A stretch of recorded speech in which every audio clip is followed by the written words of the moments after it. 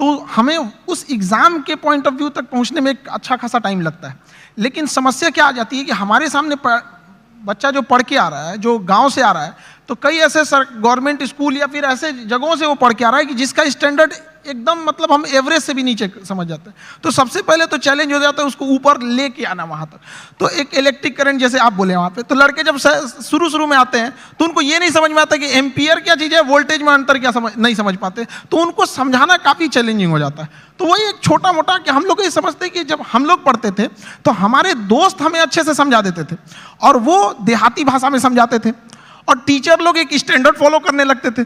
तो हमें ऐसा लगता था कि मेरा दोस्त ही ज़्यादा जानकार है लेकिन ऐसा नहीं है कि टीचर के पास नॉलेज रहता था, बताते नहीं थे। तो हम लोग के पास जब लड़के आते हैं इलेक्ट्रिक करंट के लिए, तो उसको क्या समझाएगा आदमी कि एक इलेक्ट्रॉन एक छोटा सा पार्टिकल होता है, वो कितनी ज़्यादा आ रहा है, कितना ज़्यादा आ रहा है वो संख्या में दिख रहा है, कितनी भीड़ आ रही है, वो भीड़ उसके लिए एम्पियर